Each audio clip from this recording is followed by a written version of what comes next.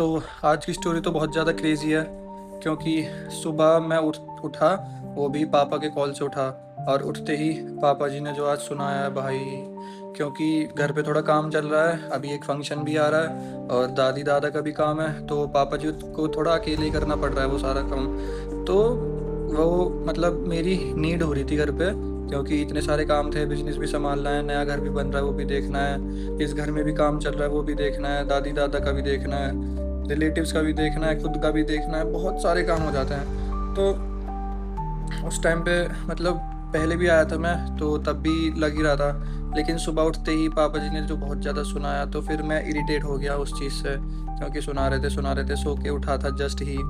तो और मेरे को आना 15 तारीख को ही था, मतलब 4 दिन बाद ही आना था, लेकिन अभी उनको थोड़ा ज़्यादा लगा, क्योंकि दादा की तबीयत ख़राब चल रही थी, तो इस वजह से फिर मम्मी को भी गुस्सा आ गया, फिर मम्मी का भी कॉल आया, फिर दोनों ने मिल के सुनाया। और मैंने डिसाइड कर लिया था कि 4 दिन के बाद जाऊँगा, तब तक मैं क्या करूँगा कि अपनी सारी वीडियोज़, सारी जो भी मैं आउटफिट्स का, फिटनेस का या यूट्यूब की सारी रिकॉर्डिंग करके रख लूँगा। तो जब मैं 1 हफ़्ते के लिए घर पे रहूँगा, तो तब जाके मैं उन सबको अपलोड करता रहूँगा। तो पर वो नहीं हो पाया। तो फिर पापा ने लास्ट में ये बोल के कि जो तेरा मन करे वो कर, हम तो अब तेरे से कुछ बोलेंगे नहीं, तो ये बोल के फ़ोन काट दिया। तो फिर उसके बाद जब मम्मी का कॉल आया, मम्मी ने काफ़ी ज़्यादा बोला कि तेरे पापा अकेले लग रहे हैं, अभी यहाँ गए हैं, वहाँ गए हैं, इतना सारा काम है। तो मूड तो ख़राब ही था, मैं मूड ख़राब में ही घर पे आया था। तो फिर जैसे ही मैं घर पे आया और फिर मैंने पापा को देखा कि मतलब बहुत ज़्यादा थके हुए, और सुबह से कुछ खाया नहीं था, 11-12 बज रहे थे, 11-12 बजे करीब में आया था, सुबह से कुछ खाया हुआ नहीं था, घर में ही काम में लग रहे थे।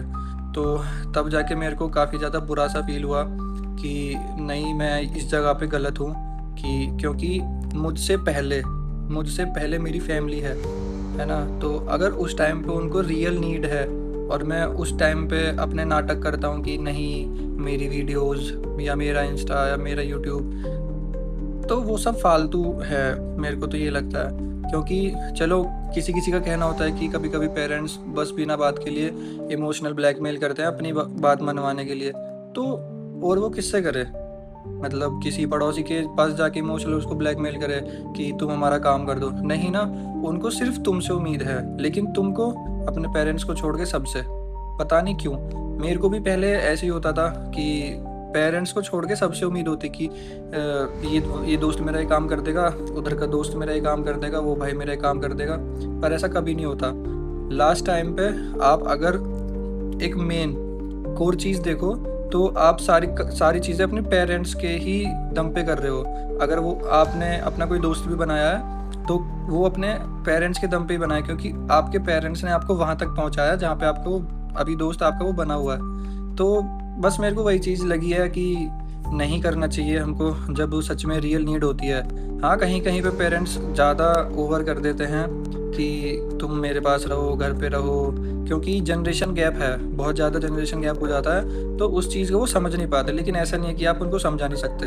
अगर आप उनको समझाओगे, चाहे वो 1 दिन ना माने, 1 महीने ना माने, लेकिन एट द एंड वो मान जाते हैं कि हाँ, चलो ठीक है, अब बच्चे बड़े हो गए हैं, तो ये अपना काम करेंगे ही, है ना? कुछ-कुछ चीज़ों में ताने भी मारेंगे, बट वो प्रोसेस है।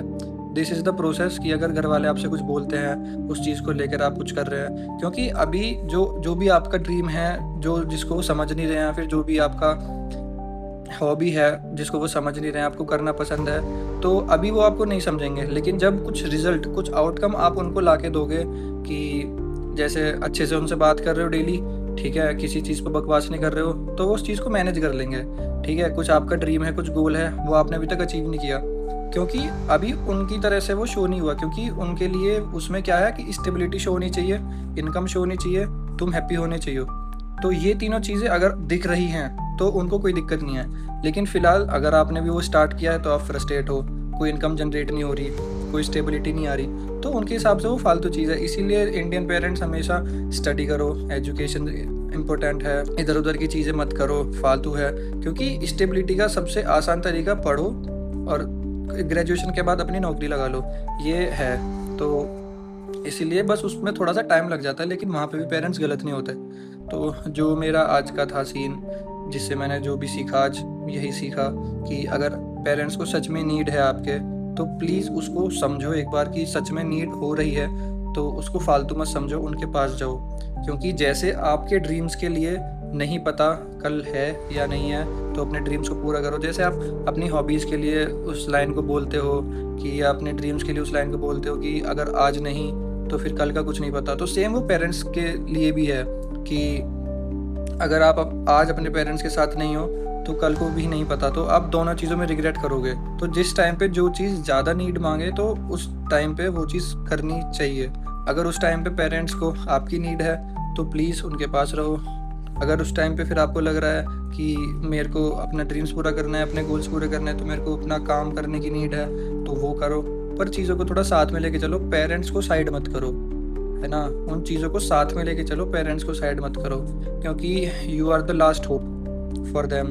तो थोड़ा देखो उनकी आंखों में भी कि हाँ, वो आपको किस तरह से देखते हैं, तो आपको समझ आएगा कि हाँ, आप ही हैं केवल उनके लिए। तो बस यही है, बाकी मिलते हैं कल में, देखते क्या होता है कल।